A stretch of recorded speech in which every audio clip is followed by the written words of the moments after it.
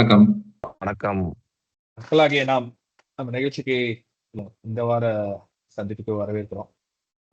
போன வாரம் போட்ட வீடியோவுக்கு கொஞ்சம் நல்ல ரெஸ்பான்ஸ் கமெண்ட்ஸ்லாம் வந்திருந்தது. இந்த பிளான் என்னன்னா வந்து இந்த மாதிரி ஒரு 6-7 எபிசோட்ஸ் அந்த எஜுகேஷன் ரிலேட்டடா இது பண்றோம். ஃபர்ஸ்ட் வீடியோல வந்து பேச்சுலர் ஆஃப் டிசைன் ஐஐடியில் இருக்கிற ஒரு கோர்ஸ் பத்தி பேசியிருக்கோம். இனி வர வாரங்கள்ல வந்து லா, பயோடெக், காமர்ஸ் ரிலேட்டடா இந்த மாதிரி ஒரு different areas other than engineering medicines என்னெல்லாம் ஆப்ஷன்ஸ் இருக்குன்ற மாதிரி. ஸோ தயவுசெய்து 11th 12th இருக்கிற ஸ்டூடெண்ட்ஸ், பேரண்ட்ஸ், ஃப்ரெண்ட் சர்க்கிள் எல்லாருக்கும் அதை கொஞ்சம் ஷேர் பண்ணுங்க, பாருங்க. அதில் எந்த கொஸ்டின்ஸ் இருந்தாலும் லெட்டஸ் நோ, சம்மந்தப்பட்ட நபர்கள்ட்ட வந்து நம்ம ரீச் பண்ணி தேவையான ரெஸ்பான்ஸ் வாங்கி தரலாம். ஸோ இன்னைக்கு பேச போகிறது ஒரு முக்கியமான டாபிக். ஒரு வேலை, ஒரு ஜாப் கிடைச்ச உடனே அடுத்த ஆட்டோமேட்டிக்காக எல்லாருக்கும் இருக்கிற கனவு வந்து ஒரு வீடு வாங்கணும் அப்படின்றது. ஸோ அந்த வீடு வாங்குறப்ப நிறைய லீகல் இஷ்யூஸ் இருக்கும். 2 விதமான வீடு. ஒன்று வந்து தனியாக இருக்கிற ஒரு இண்டிவிஜுவல் ஹவுஸ் வாங்குவோம், இல்லை வந்து மோஸ்ட்லி இப்போ எல்லாருமே அர்பன் சைடு வந்து ஃபிளாட்ஸ் தான் போகிறோம். இந்த மாதிரி சுச்சுவேஷன்ல வந்து லீகல் இதெல்லாம் நம்ம செக் பண்ணணும், டாக்குமெண்ட்ஸ் வெரிஃபை பண்ணணுன்றது தான். அதை பத்தின டீடைல்ஸ் தான் இன்னைக்கு டிஸ்கஸ் பண்ண போறோம். உங்க எல்லாருக்கும் தெரியும், ராஜேஷ் வந்து இஸ் அ அட்வொகேட். அவரோட ஸ்பெஷலைசேஷனே வந்து இந்த டெப்ட் ரெக்கவரி ட்ரிபியூனல் இது சம்பந்தமா தான். ஸோ ராஜேஷ், மேபி உங்களோட எக்ஸ்பர்டைஸ் இன்னைக்கு எல்லாருக்கும் ஹெல்ப் பண்ணணும்னு நினைக்கிறேன். ஃபர்ஸ்ட் கொஸ்டின் என்னன்னா, ஸோ வீடு வாங்குறப்ப என்னென்ன டாக்குமெண்ட்ஸ்லாம் இருக்கணும், இதெல்லாம் வெரிஃபை பண்ணிக்கணும் ஆஸ் அ பையர். ஒரு வீடு இல்ல ஏதோ ஒரு சொத்து வாங்க போறோம் அப்படின்னா முதல்ல அந்த சொத்து அவங்களுக்கு எப்படி வந்துச்சு அப்படிங்கிற அந்த ட்ராக் ரெக்கார்டை பார்க்கணும். யார் யார் அதை இதுக்கு முன்னாடி இந்த சொத்தை வச்சிருந்தாங்க அவங்களோட அந்த டாக்குமெண்ட்ஸ் எல்லாத்தையும் பார்க்க வேண்டியிருக்கும். மினிமம் ஒரு 30 வருஷத்துக்கு உண்டான டாக்குமெண்ட்ஸ் அதை கண்டிப்பா நம்ம பார்க்க வேண்டியது நம்மளுடைய மேண்டேட்ரி. இப்ப ஒரு வீடு வாங்க போறோம் அப்படின்னா அந்த வீடை அவங்க அந்த இடத்த அவங்க எப்படி வாங்கினாங்க, அதுக்கு முன்னாடி அவங்களுக்கு யார் இருந்தாங்க அப்படிங்கறத அந்த ட்ராக் ரெக்கார்ட், தாய் பத்திரங்கள் எல்லாம் சொல்லுவாங்க. அது மினிமம் 30 வருஷத்துக்கு போடணும். அதுக்கு அடுத்து இந்த சொத்துக்கள் எல்லாம் பதியப்படும் போது இந்த பதிவுத்துறை ஒரு ரெக்கார்ட் வச்சிருப்பாங்க. ஒவ்வொரு சர்வே நம்பர் வைஸுக்கு வரும். அந்த இசி இன்கம்பரன்ஸ் சர்டிபிகேட் சொல்லுவாங்க. இசி வில்லங்க சான்றிதழ் தமிழ்ல சொல்லுவாங்க. அந்த வில்லங்க சான்றிதழை போட்டு நம்ம பார்க்கணும். ஏன்னா அதுலதான் சப்போஸ் ஒரு டாக்குமெண்ட் கொடுக்கல, இல்ல ஏதோ ஒரு கடன் இருக்கு, அது செய்ய அதுல ரெக்கார்ட் ஆகல, ஒரு கோர்ட் அட்டாச்மெண்ட் இருக்குன்னா அந்த இன்கம்பரன்ஸ் சர்டிபிகேட்ல தான் அது தெரியும். அது மேண்டேட்ரி. 3வது அதுக்குரிய பட்டா யார் பேர்ல இருக்கு அப்படிங்கிற கவர்மெண்ட் ரெக்கார்ட் பிரகாரம் பார்த்தாதான் நமக்கு அது தெரியும். அடுத்து நீங்க பில்டிங்கா வாங்க போறீங்க அப்படின்னா பிளாட் அப்ரூவலும் பில்டிங் அப்ரூவலும் மேண்டேட்டரியா தேவை. இதுதான் நான் ரெகுலரா ஃபாலோ பண்றது. சில டாக்குமெண்ட்ஸ் பார்த்தாதான் தெரியும் அதுல வேற ஏதாவது கோர்ட் ப்ரொசீடிங்ஸ் இருந்துச்சுன்னா அந்த ப்ரொசீடிங்ஸ் முடிஞ்சிருச்சா அப்படிங்கறது அந்த லீகல் ஒப்பீனியன் பார்க்கும்போது நமக்கு அது தெரிய வரும். இப்ப ஒரு பில்டர்ட்ட இருந்து நம்ம ஒரு பிளாட் வாங்குறோம்ல, பெரிய பெரிய பில்டர்ஸ், சின்ன சின்ன பில்டர், அதுவும் கிட்டத்தட்ட இதே மாதிரி விஷயங்கள் தான் பார்க்கணுமா? அதுல வேற ஏதாவது எக்ஸ்ட்ராவா பார்க்கணுமா? கண்டிப்பா அதை பார்க்கணும். பிளாட் அப்ரூவல் வாங்கி வச்சிருக்காங்க பார்க்கணும். பிளாட் அப்ரூவல்ங்கிறது வேற ஒன்றும் இல்லை, அந்த லேண்ட் வந்து விவசாயத்துக்கு ஒழுங்குது இல்லை, அடுத்து பில்டிங் கட்ட போறோம் அப்படிங்கிறதுக்கான பிளாட் மாறி இருக்கும். அதுக்கு அப்புறம் ஒரு பிளாட் அப்ரூவல் இருக்கும். பில்டிங் அப்ரூவல்ங்கிறது அதுல என்ன மாதிரி பில்டிங் கட்ட போறோம் அந்த மேப் கொண்டு போய் ஒன்று சிஎம்டியிலோ ஒரு டிடிசிபிலையோ கொடுத்து அப்ரூவல் பண்ணி ஒரு பிளான் வாங்கி வச்சிருப்பாங்க. அந்த டிடிசிபி அப்ரூவ்டு பிளான் இருக்கான்னு பார்க்கணும். இப்ப ரெரா இருக்கனால ரெராலையும் அது பதியப்பட்டிருக்கா அப்படிங்கிறது பார்க்கணும். இந்த பேங்க் லோன் அப்ரூவ்டு ப்ராஜெக்ட்னு சொல்லுவாங்க. சில பில்டர்ஸ்லாம் வந்து மார்க்கெட் பண்ணுவாங்க. இல்ல சில இடத்துல லேண்டுமே கூட மார்க்கெட் பண்ணுவாங்க, பேங்க் அப்ரூவ்டு ப்ராஜெக்ட் அப்படின்னு. அப்படி இருந்தா அதை மட்டுமே நம்பி போயிடலாமா, இல்ல நம்ம வேற எக்ஸ்ட்ராவா வேற என்னென்ன செய்யணும்? இல்ல லோன் வெரிஃபிகேஷனை பொறுத்த வரைக்கும், லோன் ப்ராசஸை பொறுத்த வரைக்கும் 2 விஷயம். ஒண்ணு, வாங்குறவங்களால எப்படி எவ்வளவு திருப்பி கட்ட முடியும் அப்படிங்கிற கேஒய்சி ரெக்கார்ட் பிரகாரம் நம்ம வருமான அளவு, நம்ம வருமானத்துல இருந்து எவ்வளவு நம்ம டியூ கட்ட முடியும் அப்படிங்கறத பொறுத்து நமக்கு ஒரு அப்ரூவல் கொடுப்பாங்க. ப்ராப்பர்ட்டி வாங்க போறோம், ப்ராப்பர்ட்டி வெரிஃபை பண்ணி அது ஒரு அப்ரூவல் கொடுப்பாங்க. 2வது அப்ரூவல் அது ப்ராப்பர்ட்டி அப்ரூவல். இந்த 2வது ப்ராப்பர்ட்டி அப்ரூவல் பொதுவா இந்த பெரிய பெரிய பில்டர்ஸ் எல்லாம் என்ன பண்ணுவாங்கன்னா எல்லா பேங்க்குக்கும் கொடுத்து அது முன்னாடியே அந்த டைட்டில் டாக்குமெண்ட் எல்லாம் கொடுத்து லீகல் எல்லாம் கொடுத்து வாங்கி வச்சிருப்பாங்க. நீங்க ஒரு பேங்க், அதான் அவங்க ஒரு 10 பேங்க்ல அந்த ப்ராஜெக்ட் அப்ரூவல் வாங்கி வச்சிருப்பாங்க. ஸோ அது எதுக்குன்னா அந்த ப்ராஜெக்ட்டுக்கு அப்ரூவல் வந்துச்சுன்னா அந்த லோன் வந்து சீக்கிரம் ப்ராசஸ் ஆகும். அது அப்படி இருந்தாலும் நீங்க அதுல வாங்கி நீங்க கவனமா இருக்கிறது நல்லது. ஒரு மெயினானது, இப்ப நம்ம இஎம்ஐ ஸ்டார்ட் ஆயிருச்சு. இப்ப மோஸ்ட்லி எல்லார் வீட்லயும் ஒரு ஐடி இண்டஸ்ட்ரி இல்ல ஒருத்தவங்க வேலை பார்க்குற ஒரு சுச்சுவேஷன்ல தான் இப்ப இருக்கும். பிக்கஸ்ட் ப்ராப்ளம் இப்ப இருக்கிறது வந்து திடீர்னு லே ஆஃப்ன்ற பேர்ல வேலையை விட்டு அனுப்புறது. இந்த மாதிரி நமக்கு திடீர்னு வேலை இழப்புனால வந்து இஎம்ஐ கட்ட முடியல அப்படின்னா பேங்க் சைடு எப்படி நம்ம டீல் பண்ணணும்? உடனே நம்ம வீட்டை எடுத்துருவாங்களா, இல்ல அதுக்கு ஏதோ கூலிங் பீரியட் மாதிரி ஏதாவது, அந்த ப்ராசஸ் எப்படி ஒர்க் ஆகும்? ஹோம் லோனை பொறுத்த வரைக்கும் அது வந்து சர்ஃபாசி ப்ரொசீஜர் எடுக்கிறதுக்கு ரைட் உண்டு. சொத்துக்களை அதான் இருக்கிறதுலே வேகமான ப்ராசஸ்ல அதுல தான் எடுப்பாங்க. ஆனா அதுவும் எடுத்தோடனே எடுக்க மாட்டாங்க. முதல்ல ஒரு டிமாண்ட் நோட்டீஸ் கொடுப்பாங்க, அதுக்கப்புறம் பொசிஷன் வந்து எடுக்கிற மாதிரி பொசிஷன் நோட்டீஸ் ஒன்று கொடுப்பாங்க, சேல் நோட்டீஸ், அது நிறைய ப்ராசஸ் இருக்கு. ஆனா பொதுவா ஒரு 3 மாசம் லோன் கட்ட தவறினாதான் நான் பெர்ஃபார்மிங் அசட்னு மாத்துவாங்க. ஸோ அந்த 3 மாசத்துக்குள்ள நீங்க கொஞ்சம் வெரிஃபை பண்ணி, இப்ப நம்மளால கட்ட முடியுமா, கட்டாம விட்டா சொத்து போயிருமா அப்படிங்கிற அனாலிசிஸ் பார்க்கணும். இன் ஜென்ரலா நான் சொல்றது என்னன்னா, ஃபுல் அண்ட் ஃபுல் உங்களுக்கு லோன் எலிஜிபிலிட்டி இருக்கு அப்படிங்கிறதுக்காக ஃபுல் அண்ட் ஃபுல் லோன்ல போய் மாட்டாதீங்க. அதுல சப்போஸ் இந்த மாதிரி ஒரு சுச்சுவேஷன் வந்துச்சுன்னா, மொத்த சொத்தும் கைவிட்டு போறது இல்லாம நீங்க திருப்பி பேங்க்கு கட்ட வேண்டிய கடன் இருக்கு அப்படிங்கிற மாதிரி வந்து நிற்கும். மினிமம் அட்லீஸ்ட் 1/3 உங்களோட இன்வெஸ்ட்மெண்ட் இருக்கணும். பாதிக்கு பாதி இருந்தா பெட்டர். ஏன்னா எவ்வளவுக்கு எவ்வளவு நீங்க இன்வெஸ்ட்மெண்ட் அந்த லோன் வாங்குற ப்ராசஸ் கம்மி பண்றீங்களோ அவ்வளவுக்கு அவ்வளவு இருக்கும். இது மாதிரி ஒரு எக்ஸ்ட்ரா சுச்சுவேஷன்ல அந்த வீட்டை வித்தா கூட நமக்கு அந்த லோன் முடிச்சுட்டு ஒரு கையில ஒரு அமௌண்ட் கிடைக்கிறதுக்கு நல்லா இருக்கும். இல்ல இப்ப அந்த 3 மாசம் நடுவுல கட்டாம இருக்கிறதுனால அந்த இஎம்ஐ ஏதாவது இப்ப இந்த கோவிட் டைம்ல எல்லாம் நிறைய பேருக்கு சில ரிலாக்ஸேஷன்லாம் வந்தது. இல்ல கோவிட் டைம்ல எல்லாருக்குமே அது கொடுத்துட்டாங்க. 6 மாசம் வந்தாங்க. 6 மாசம். மார்ச் இருந்து செப்டம்பர் வரைக்கும் ஹாலிடேஸ் கொடுத்துட்டாங்க. அதுல யாரையும் ப்ரெஷர் பண்ணாதீங்கன்னு சொல்லிட்டாங்க. அவங்களா வாலண்டியரா கட்டினா லோனை வாங்கிக்கலாம்னு சொல்லிட்டாங்க. இல்ல அந்த மாதிரி சாதாரணமாவே இப்ப இன்னைக்கு ஒரு பேங்க் லோன் எடுக்கிறோம், திடீர்னு எனக்கு நடுவுல ஒரு 3-4 மாசம் வேலை இல்லைன்றா அந்த இஎம்ஐ எங்கேயாவது சுவிட்ச் ஓவர் பண்ண, அதாவது லேட் பண்ணி கட்ட முடியறதுக்கான வாய்ப்புகள் இருக்கா? இல்ல இந்த மாதிரி அதுக்கும் சேர்ந்து வாய்ப்புகள் உங்களுக்கு சொல்ல இன்ட்ரெஸ்ட் முடியாது. வந்துட்டா? ஆனா நீங்க அந்த சுச்சுவேஷன் எக்ஸ்பிளைன் பண்ணி நான் கொஞ்சம் ஆல்டர் பண்றேன், கொஞ்சம் போல் பண்ணுங்கன்னு பேங்க்ல ரெக்வஸ்ட் பண்ணீங்கன்னா பண்ணுவாங்க. ஆட்டோமேட்டிக்கா நீங்க முதல் இஎம்ஐ கட்டல, 2வது இஎம்ஐ கட்டல அப்படிங்கும் போது அவங்களோட பேங்கோட ஆத்தரைஸ்டு பர்சன் வந்து உங்க வீட்டுக்கு வந்து நின்றுவாங்க. 3 மாசத்துக்கு மேல கட்டினா என்பிஏ டிக்ளேர் ஆயிடுச்சுன்னா கொஞ்சம் ப்ராசஸ் அதிகமான சீக்கிரமே உடனே தான் வரும். அதுக்கு அடுத்து டிமாண்ட் நோட்டீஸ் ஒன்று, பொசிஷன் நோட்டீஸ் ஒன்று, சேல் நோட்டீஸ் ஒன்று, அது ப்ராசஸ் இருக்கு. பட் அது அதுல இருந்து சேஃப்கார்ட் பண்றது நீங்க எப்படி வேற ஃபினான்ஸ் சோர்ஸ்ல விற்கும். சப்போஸ் அவங்களுக்கு வேற ஏதாவது ப்ராப்பர்ட்டி இருந்தா அதை வித்து காப்பாற்ற முடியும்னா பண்ணலாம். இல்ல வேற ஏதாவது ஜுவல்ஸ் வச்சு லோன் பிரைஸ் பண்ண முடிஞ்சு இந்த இஎம்ஐ கொஞ்சம் கட்டலாம். மெயினா உங்களோட ரீபேயிங் கெப்பாசிட்டியை பொறுத்து தான் லோன் வாங்குறது சேஃப். அதுக்கு ஒரு பிளான், ஒரு ஆல்டர்னேட் பிளான் இருந்தா அந்த ஆல்டர்னேட் பிளான்ல போகலாம். இல்லைன்னா ப்ராப்பர்ட்டி வித்து தான் பண்ண முடியும்னா பேங்க் கிட்டே பர்மிஷன் வாங்கிட்டு நீங்க பேங்க் வேற யாருக்காவது சேல் பண்ண முடியும்னா பண்ணலாம். அது சம்பந்தமாவே இன்னொரு கேள்வி.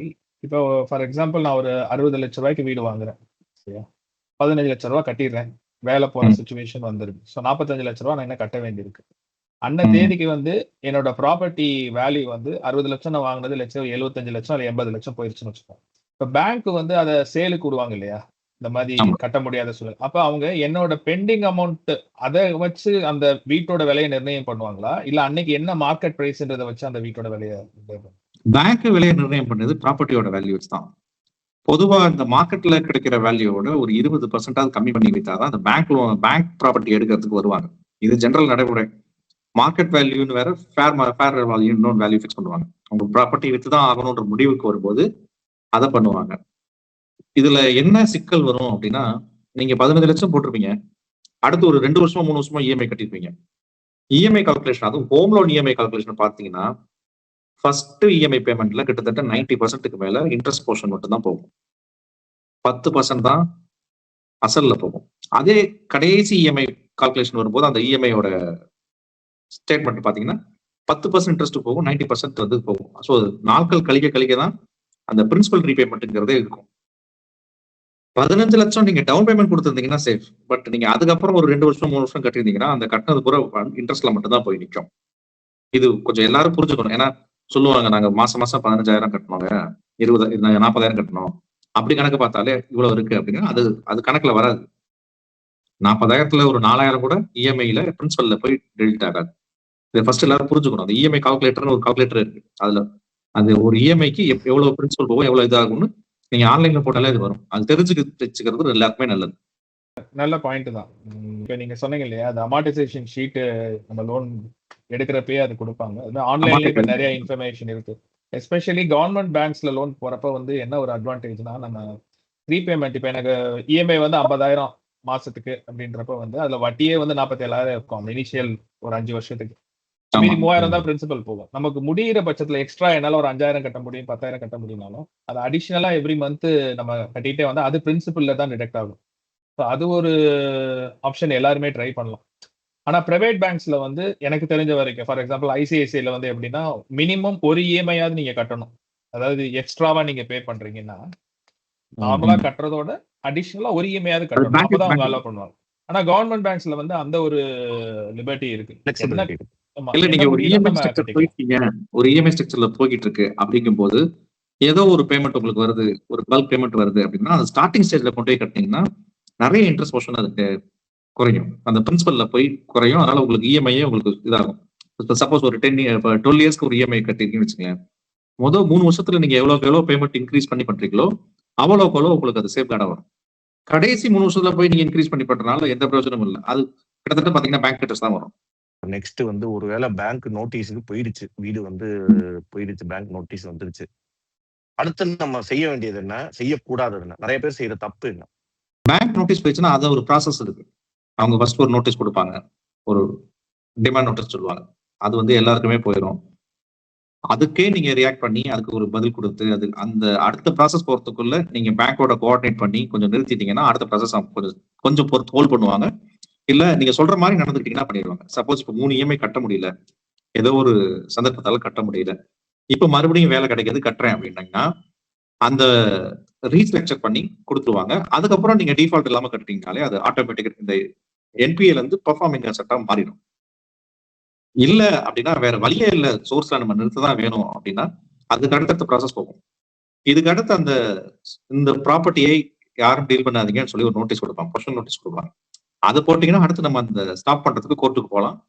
பட் கோர்ட்டு வந்து ஃபர்தரா போறதுக்கு ஸ்டே கொடுக்கும் அப்படின்னாலும் நீங்க அதுக்கு ஒரு உண்டான ஒரு 20% இருந்து 30% வரைக்கும் பணம் கட்டி தான் நிறுத்த முடியும். பணம் கட்டாம ஸ்டே வாங்க முடியாது அதையும்.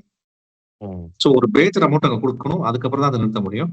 இந்த மேக்ஸிமம் 99% கேஸ் பாத்தீங்கன்னா அந்த ஒரு இன்ட்ரீம் ஆர்டர் கம்ப்ளைண்ட் பண்ணிட்டாங்கன்னா அது ஒரு வருஷத்துக்குள்ள அந்த கேஸ் முடிக்கிறதுக்குள்ள ஏதோ ஒரு செட்டில்மெண்ட்டுக்கு போயிடுவாங்க. அடுத்து அவங்க சேல் நோட்டீஸ் தான் போடுவாங்க. சேல் நோட்டீஸ் போய் சேல்னு ஆயிடுச்சுன்னா அதுக்கப்புறம் ரொம்ப கஷ்டம். அதுக்கப்புறம் வீடு ஜப்தி பண்றது இந்த ப்ராசஸ் எல்லாமே ஸ்டார்ட் ஆயிடும். இப்ப ஆல்மோஸ்ட் சேலுக்கு போனதுக்கு அப்புறமா அதை ஸ்டாப் பண்ண முடியும். சேல் ஆயிருச்சு அப்படின்னா கஷ்டம். சேலுக்கு முன்னாடி வரைக்கும் உங்களுக்கு அதுக்கு ரைட் இருக்கு. இப்ப இருக்கிற சுப்ரீம் கோர்ட் ஜட்மெண்ட் பிரகாரம் ஒரு ப்ராப்பர்ட்டி ஒன்ஸ் சேல் நோட்டீஸ் வந்துச்சுனாலே உங்களுக்கு ரைட் ஆஃப் இன்டர்வென்ஷன் போயிருச்சுன்றாங்க. பட் எனிவே நீங்க சேலுக்கு முன்னாடி ஒரு எஃபெக்ட் எடுத்து நிறுத்துறீங்க அப்படின்னா ஜென்ரலா பேங்க் வந்து அதை அலோவ் பண்றாங்க. ஒரு சில பேங்க் பண்ண மாட்டாங்க, சேலுக்கு முன்னாடியே சில பேங்க் பண்ணுவாங்க. அப்படி இல்லை அப்படின்னா நீங்க கோர்ட்ல கேஸ் போட்டீங்கனாலும் ஸ்டே பண்ணிடுவாங்க. பட் சேல் ஆயிடுச்சு அப்படின்னா கொஞ்சம் கஷ்டம் தான். அதுக்கப்புறம் அதுல ஏதாவது நடைமுறையா அவங்க பண்ண தவறுகள் வேற ஏதாவது தப்பா நடந்திருந்தாங்க மட்டும்தான் அந்த சேலை திருப்பி செட்டிஸ்ஃபை பண்ண முடியும் தவிர பொதுவா ரொம்ப கஷ்டம் அது போறது. இன்னொன்னு, இந்த ஆக்ஷனுக்கு வர வீட்ல எல்லாம் ஒரு இது பிசிக்கல் பொசிஷன் அவைலபிள் அப்படின்னு ஸ்பெசிஃபிக்கா மென்ஷன் பண்றாங்க. அதுல எது 2 விதம் இருக்கா? Physical position available. ஆமா, அந்த நான் சொன்ன டிமாண்ட் நோட்டீஸ் கொடுத்துருக்காங்க, அடுத்து ஒரு பொசிஷன் நோட்டீஸ் கொடுக்குறாங்க. இந்த பொசிஷன்ங்கிறது 2 விதமா பிரிக்கலாம். ஒன்னு சிம்பாலிக் பொசிஷன், இன்னொன்னு பிசிக்கல் பொசிஷன். சிம்பாலிக் பொசிஷன் அதுதான். சிம்பாலிக் பொசிஷன்ங்கிறது ஜஸ்ட் வந்து அந்த ஆத்தரைஸ்ட் ஆஃபீஸர் நோட்டீஸை ஒட்டிட்டு உங்களுக்கு ஒரு வார்னிங் கொடுத்துட்டு பப்ளிக்கு இந்த வீடு வந்து அடுத்த ஏலத்துல கொண்டு வர போறோம் அப்படிங்கிற அந்த காஷனுக்காக கொடுக்குறது. பிசிக்கல் பொசிஷன்ங்கிறது கோர்ட் ஆர்டர் வாங்கி ஸ்ட்ரைட்டா அந்த வீடை ஃபுல் பொசிஷன் எடுத்து அங்க உள்ளவங்க எல்லாம் வெளியேற்றிட்டு அங்க உள்ள திங்ஸ் எல்லாம் எடுத்ததுக்கு அப்புறம் கொடுக்குறது. ஸோ ஆப்ஷன்லயுமே பாத்தீங்கன்னா பிசிக்கல் பொசிஷன் இருக்கிற ப்ராப்பர்ட்டிக்கு ரேட் அதிகமாகும், காம்படிஷன் அதிகமா இருக்கும். சிம்பாலிக் அப்படிங்கும்போது அது ரேட்டு கொஞ்சம் அதை கம்பேர் பண்ணும்போது கம்மி தான்.